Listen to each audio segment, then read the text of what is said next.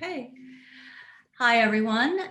Welcome to this virtual introduction to Asian American Studies here at UCI in the School of Humanities.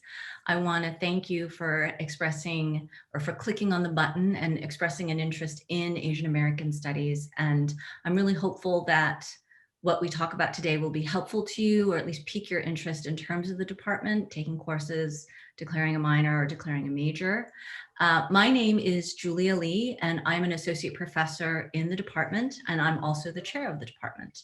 And this is now my 8th or 9th year here at UCI. I have a PhD in English from UCLA in English. I just said that actually, in English, in American literature. And I'm finishing up a book on representations of the railroad in American culture. I'm literally about to turn in the manuscript today. So that's a little snapshot of me. And I'm gonna have our two student panelists introduce themselves as well. So maybe we could start with Taylor. Hi, I'm Taylor Nakatsuka, and I'm a fourth year Asian American Studies and English double major. I'm also a current peer academic advisor for the School of Humanities. And at UCI, I've been part of two research projects. One is learning from our Asian American Pacific Islander leaders, and another is the 1977 National Women's Conference Research Project.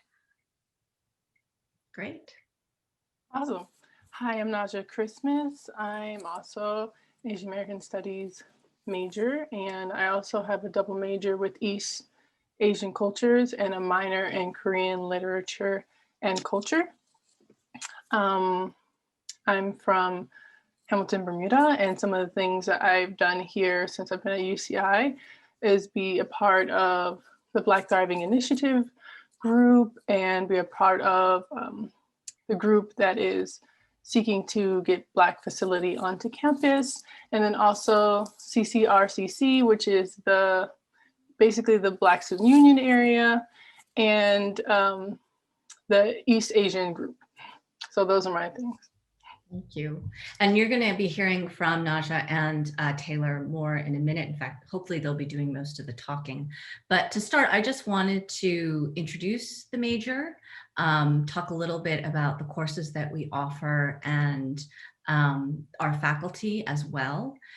We have 7 faculty in our department and 2 lecturers who are also instructors.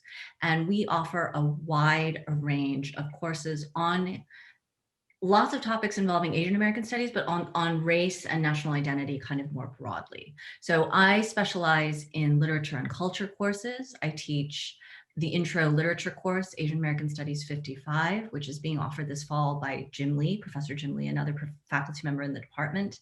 And most recently, I taught a class called Asian Americans in Popular Culture with a focus on, I taught that in the fall, and the focus on that of that class was about Asian American popular culture in the age of COVID and Black Lives Matter. And so I think you'll find many of our courses have very topical approaches that would be of interest to anyone. I hope they were of interest to the students who were in that class. As well as kind of more traditional classes, Asian American history, Asian American politics, Asian American media. We have a 50 series sequence, which is introductory courses. Those would be the large lecture courses that you would have with a faculty member, and then sections, discussion sections with TAs. And then we also have our upper division seminars, and that's where you would find something like Asian Americans in Pop Culture, a more specialized approach. There are no prerequisites for those courses, so we often get students who have very little knowledge or exposure to Asian American studies or Asian American issues.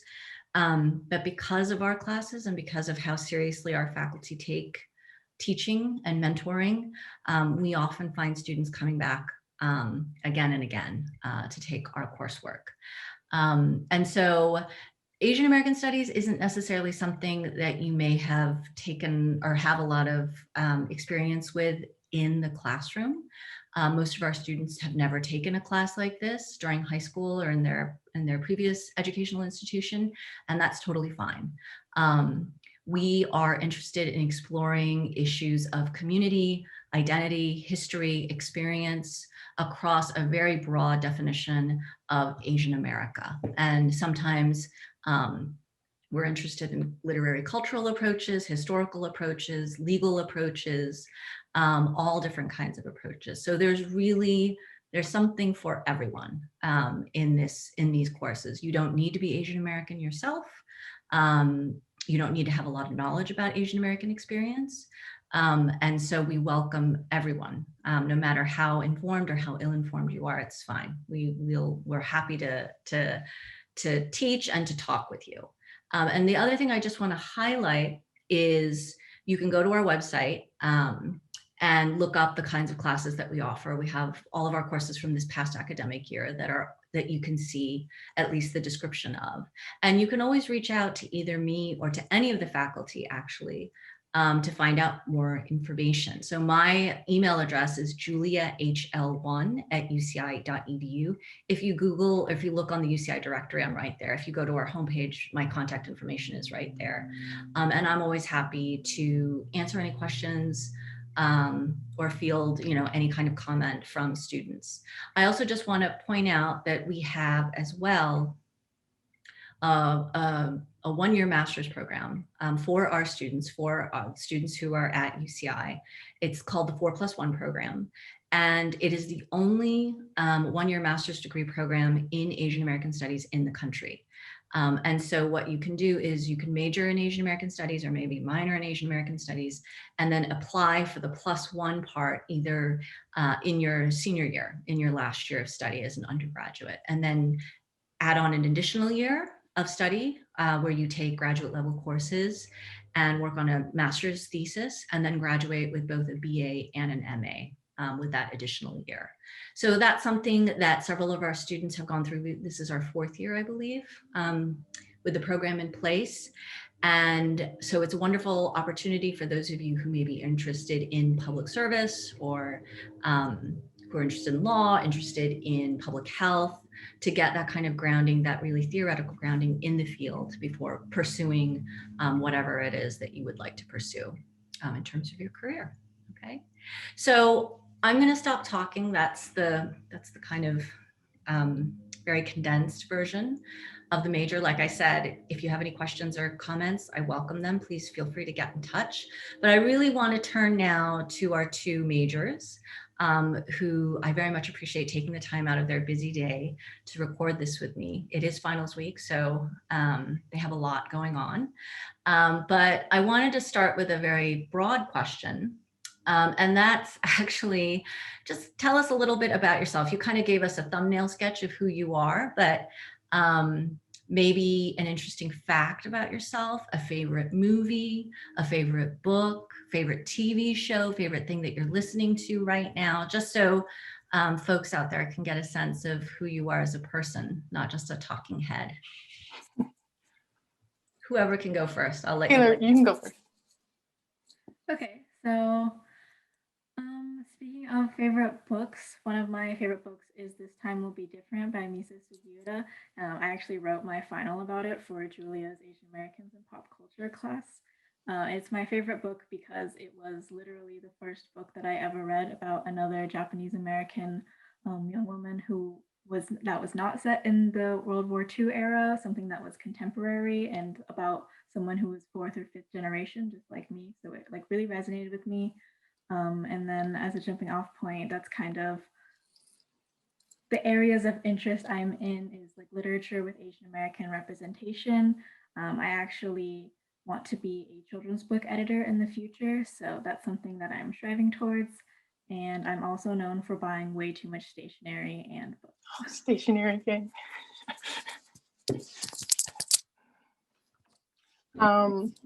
Okay, so I'll do a movie then. My favorite movie is My Neighbor Totoro by Hayao Miyazaki.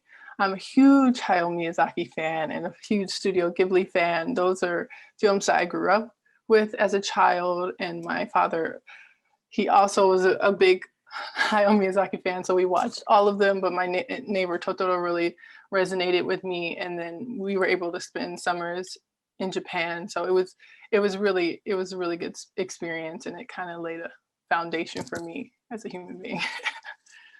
Can I just ask a follow-up to you, Naja, and then one for Yeah. you, Taylor? So why did you love Totoro so much growing up? Like, what was it about that film that spoke to you? And then Taylor, my follow-up for you is, how did you find that book? Did you read it in a class, or did you just kind of stumble upon it upon your own? So if you could just answer those, that'd be great. Sure. Taylor, go ahead. Okay. So I follow quite a few people on like the book blogging sphere online, and so I just saw a review talking about it.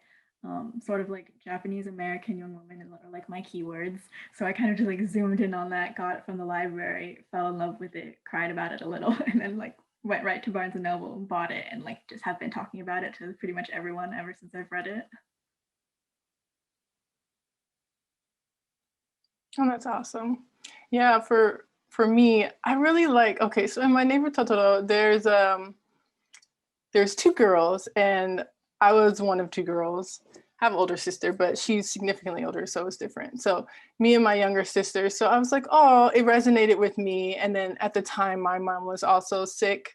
And then so we were with my dad like 24/7. And I was like, oh, this is like what we're going through. And I felt a great comfort as a child to see that these two girls had Totoro and had this magical adventure. So it helped me like keep myself focused on what I needed to do and to know that things would get better.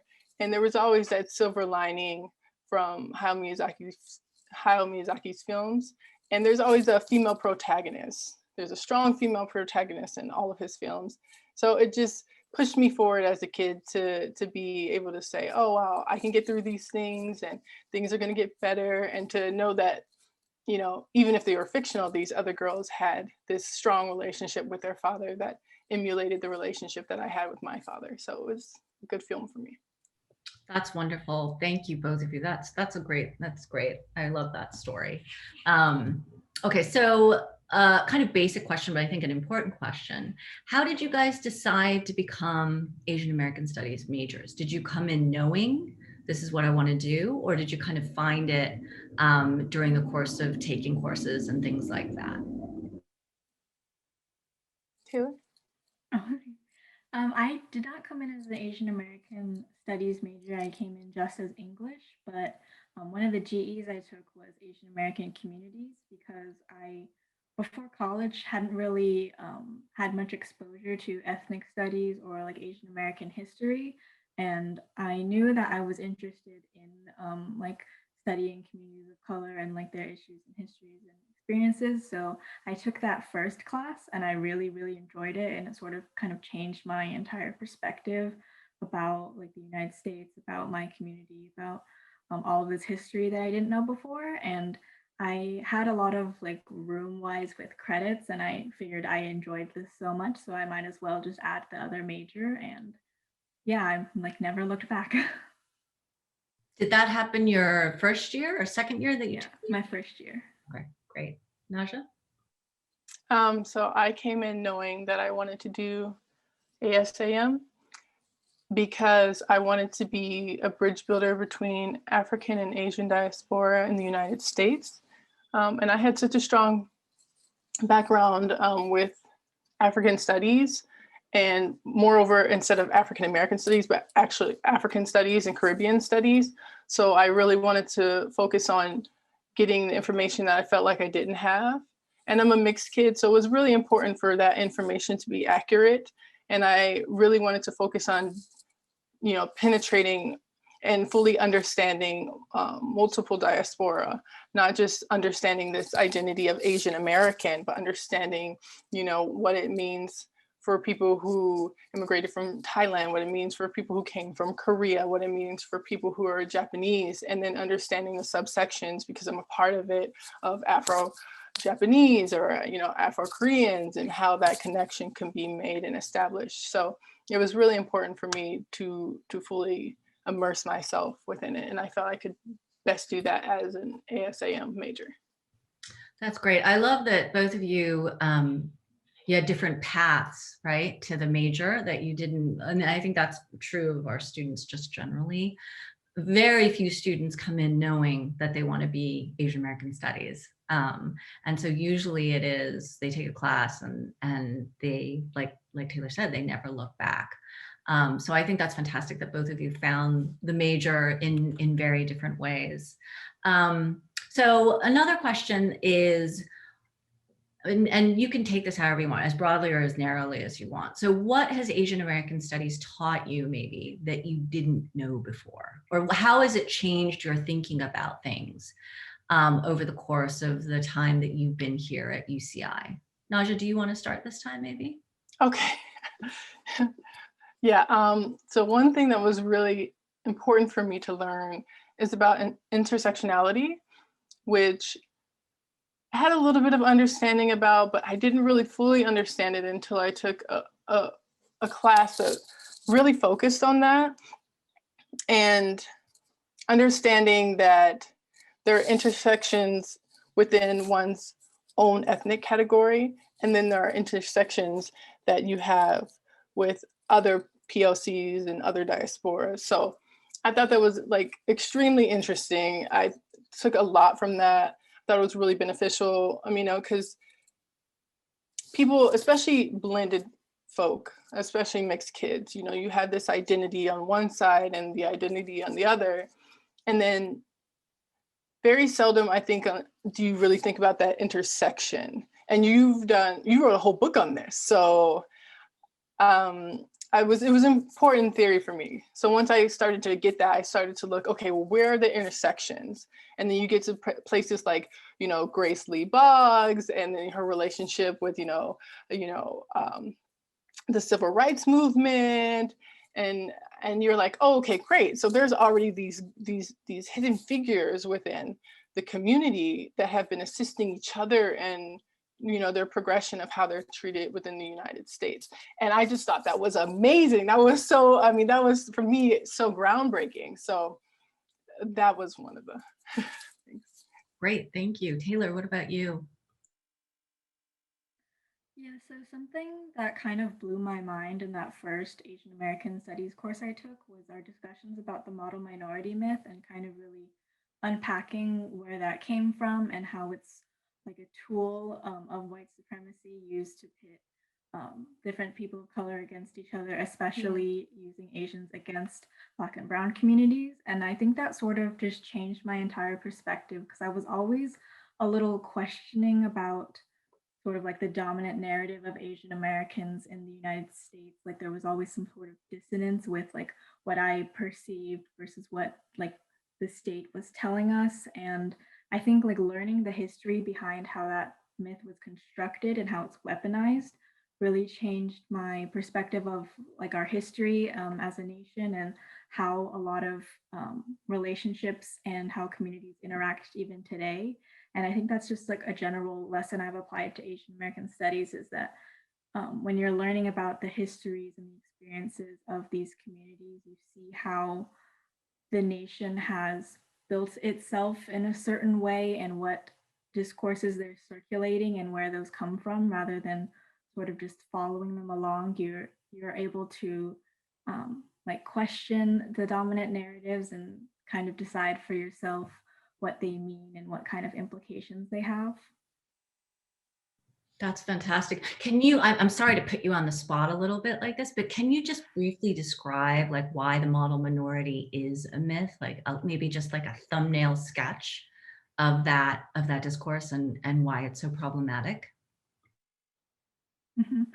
So basically, the model minority myth kind of supposes that Asian Americans, in this case, usually East Asian Americans, because that's what like the dominant um, representation of Asian Americans tends to be, is that because they are innately hardworking and basically don't accept outside help, that is the reason that they are economically successful in the United States and able to assimilate.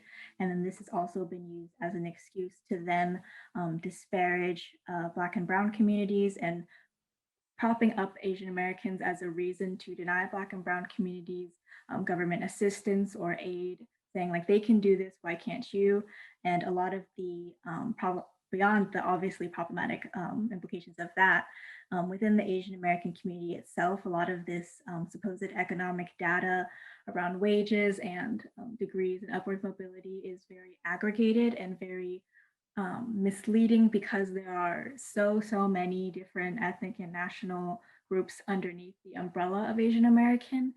Asian Americans actually have like one of the largest wage inequalities within our group.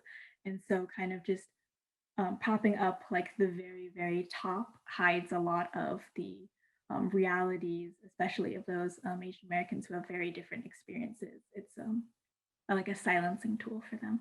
Yeah, absolutely. I'm glad you brought data disaggregation. That's my pet peeve, or my, kind of my pet thing, right? That amongst other things that the model minority myth, amongst other reasons why it's destructive, is it presents a very monolithic view of Asian America that excludes, if you don't fit that narrative, and there have been studies and essays and all kinds of research done on this.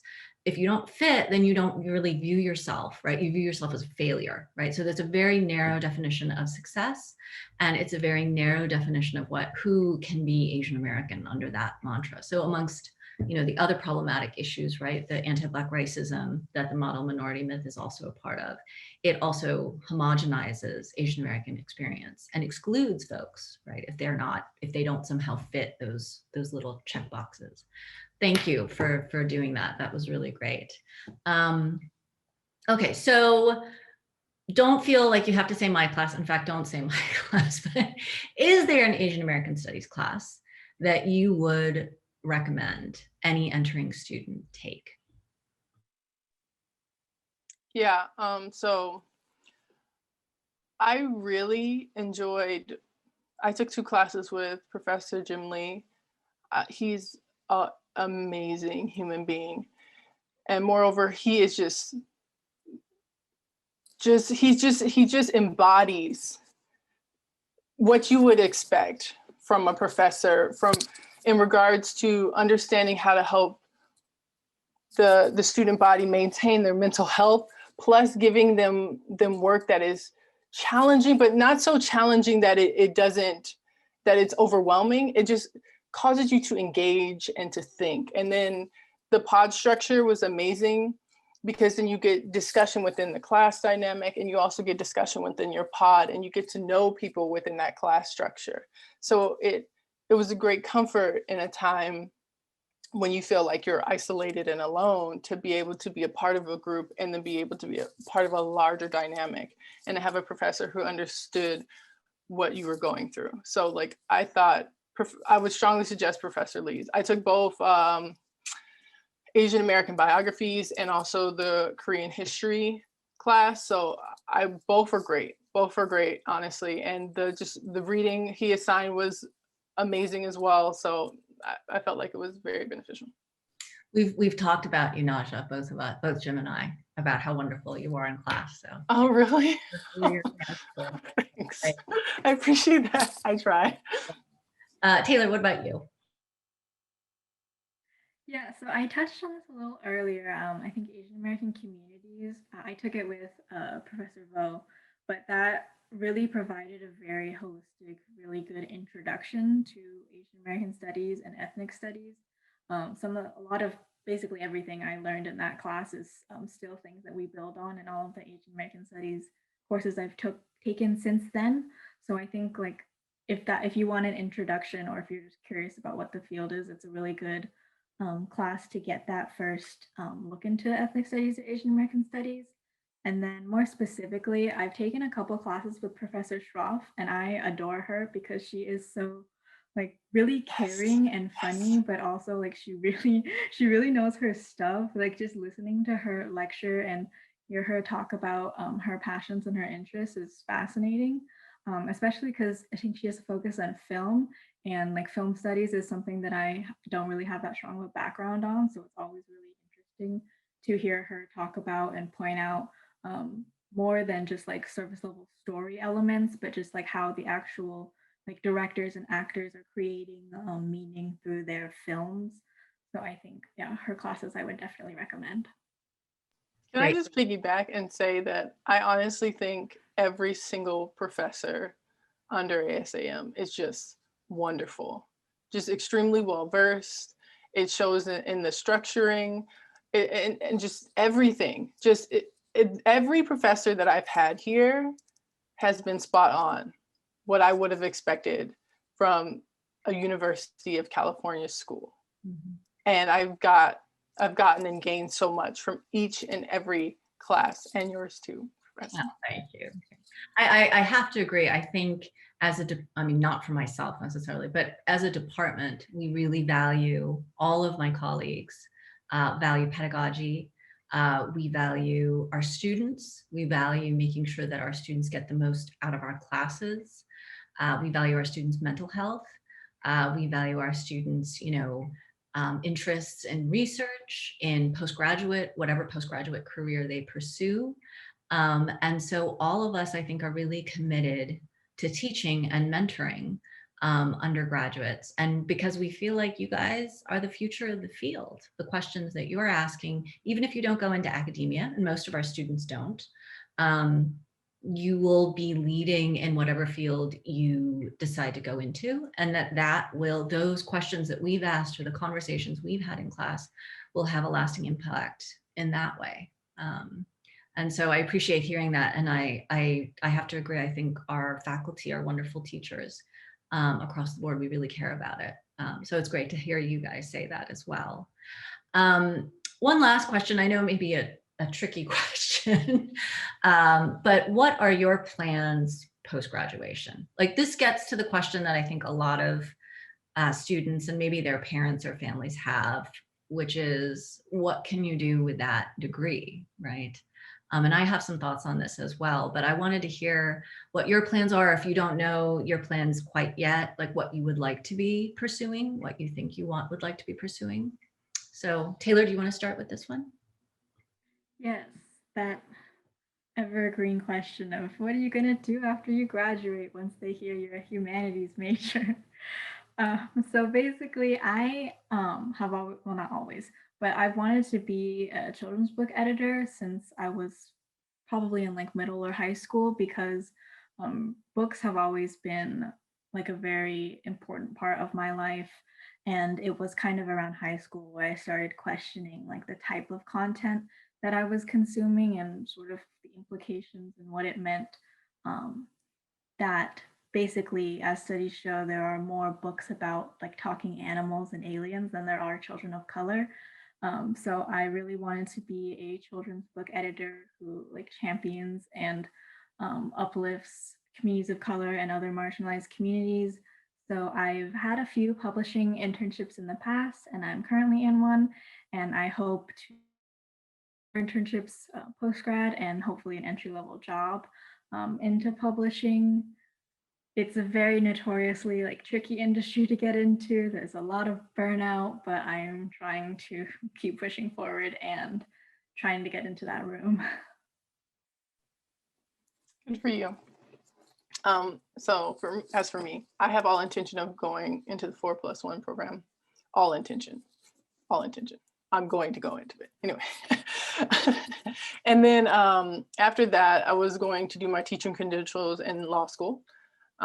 I would like to eventually, I'm going to be a lawyer, but I would like to eventually part-time teach, maybe at the JC level. And then when I have the energy, hopefully I can do a PhD after that, because I'm going to be in school for the entirety of my adult life.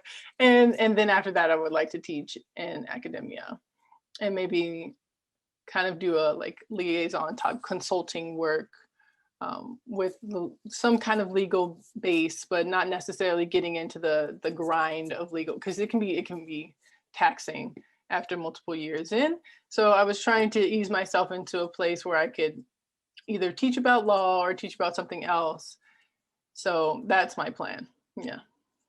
I'm going to be in school until I'm 40. That's okay. I was in school until I was in my mid-30s, so I hear you. That's fantastic. I think that's wonderful, both of you. I mean, I really see how our students take this degree, and do all kinds of things with it. I always find that question really irritating. What are you going to do with that? Just college is not a vocational institution, right? It's not like we're living in like 19th century England or something, and you're going to go and train to be a blacksmith, and that's the only thing you can do, right? It's meant, you're supposed to explore lots of different intellectual and social options, and then from there make a decision. And I always find it very strange when people are like, what are you going to do with that? And my answer is always, they can do whatever they want. I mean, why, you know, why is there a limit? I don't see anything that says in order to be a doctor, you have to have been a biology major in college, or, you know, any of those things. So I think it's a shame that young people today get asked this question as if it's up, as if, you know, as if the question is itself like so obvious, when in fact the question just reveals the limitations of both our society and the questioner, right? And so it's my biggest pet peeve. And I really, I think it's important that we push back against this notion that somehow a liberal arts degree isn't a college degree. Of course it's a college degree. You can do whatever you want. And I see in front of me, and I see with our majors just generally, and our students, who are, by the way, the hardest working students I've ever had the pleasure of teaching. I've taught at 3 different kinds of institutions. And I think the students here are really, really, I'm not just, they're hardest working. And so I don't see why a major could impose a limit on what they're capable of doing. I refuse to believe that. So whatever it is, right? As long as you approach it with like dignity, hard work, integrity, honor, you know, sort of collegiality, I don't see why there is any limit.